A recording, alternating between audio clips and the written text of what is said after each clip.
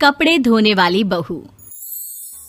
शादी के पहले से ही विभा को कपड़े धोने का बड़ा शौक था। कभी नल के नीचे तो कभी तालाब के पास। अरे मेरी नीली वाली लुंगी नहीं दिख रही है। विभा की अम्मा, कहाँ रखी है लुंगी? अरे वो तो विभा ने परसों ही धोकर रखी थी आपकी अलमारी में, देखो वहीं होगी। वो ना मैंने आज धो दी, मुझे लगा कि गंदी हो गई होगी। अरे कैसे गंदी हो गई थी? उसे तो मैंने पहना भी नहीं। हे भगवान, इस लड़की के कपड़े धोने की आदत से परेशान हो गया हूँ मैं। जितना तो घर में राशन नहीं आता, उससे कहीं ज्यादा डिटर्जेंट पाउडर का खर्चा है। इसकी शादी करवा दो, शादी। जाए अपने घर में ही करे काम, फिर चाहे घर के कपड़े धोने हो या पूरे गांव के। हाँ ठीक बोल रही हूँ, देखता हूँ मैं कोई लड़का। वो दिन भी आ जाता है जब विभा को देखने लड़के वाले आ जाते हैं। लड़की मुझे अच्छी लगी। होने वाली सास कहती है, बेटी अगर कुछ पूछना है तो पूछ लो। वैसे तो हमारी लड़की बहुत ही शर्मीली है, जो बोल दो वो मान लेती है, इसे क्या पूछना होगा। अरे कैसी बात कर रही हो माँ, मुझे इन लोगों के घर रहना है, सवाल तो कई है। हाँ हाँ बेटा, पूछ लो ना, क्या पूछना है। आप लोगों के घर कपड़े कौन धोता है? सास का मुंह बन जाता है।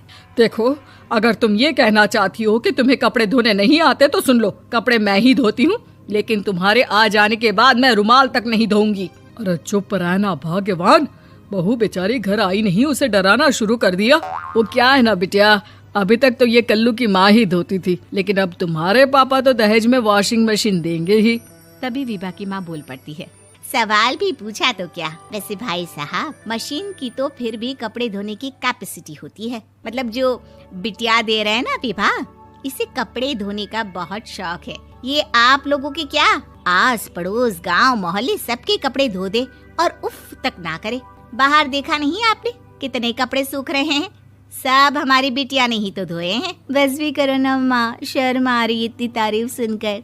और तो और एक दाग निकाल कर दिखाओ तो मान जाओ। हाँ अच्छा, माफ करना बेटा, मैंने गलत समझा। हमें तो रिश्ता बहुत पसंद है। और ऐसे जुड़ जाता है रिश्ता कपड़े धोने का शौक रखने वाली विभा का। उसकी शादी हो जाती है कोयला फैक्ट्री में काम करने वाले कल्लू के साथ। शादी के बाद अचानक विभा चिल्लाती हुई सास के पास आती है। सासू माँ, अरे सासू माँ कहाँ है आप? ये तो धोखा है, धोखा दिया आप लोगों ने मुझे। इसे ससुर के चक्कर के बारे में पता चल गया। अरे तो उसमें तुझे क्यों धोखा मिला है? अरे नल में पानी नहीं आता, कपड़े कैसे कब धुलेंगे?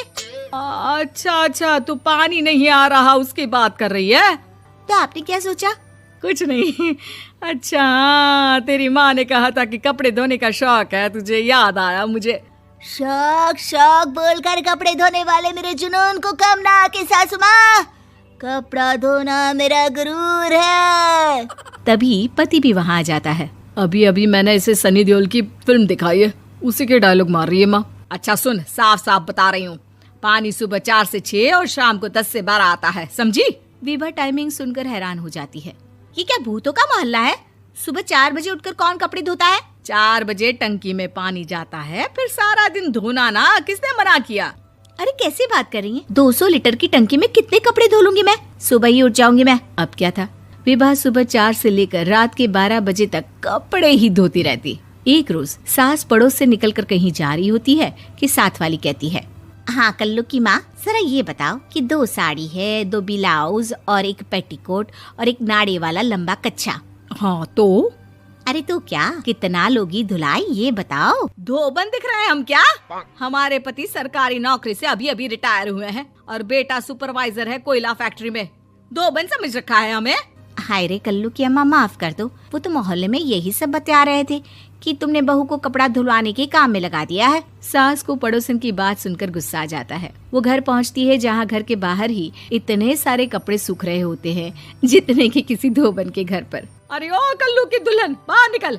माँ जी यहीं आ जाओ, बाथरूम में चादर धो रहे हैं हम। अरे अभी हम धोते हैं, तुमको बाहर निकलो। ये आस पड़ोस वाले बोल रहे हैं कि हम बहू से कपड़े धुलवा कर उसे कपड़ा धोने वाली बना दिए हैं। अरे छोड़ो ना माँ जी, किन लोगों की बातों में आती हो? आस पास के लोगों का तो काम ही होता है कि वो किसी तरह सास बहू को लड़ा दे। बहू सारे घर के कपड़े धोती है, ये क्या कम है? बोलिए।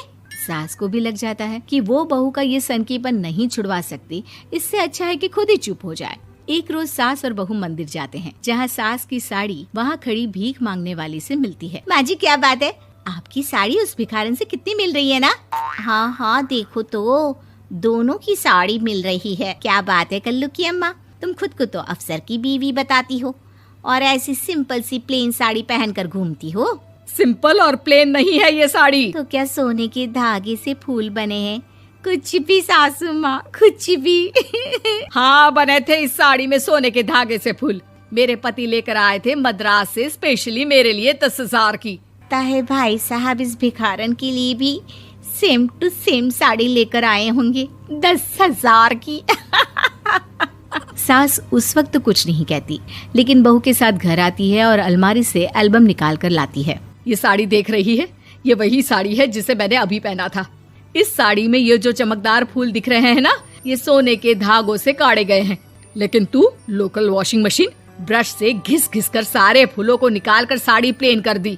मुझे माफ कर दीजिए सासू माँ। और तो और, जब मैंने तुझे तेरी गलती के लिए कुछ नहीं कहा, लेकिन तूने तो सबके सामने मेरा मजाक ही बना दिया। क्यों? बहू को समझ में आ जाता है कि अब से उसका कपड़े धोना बंद।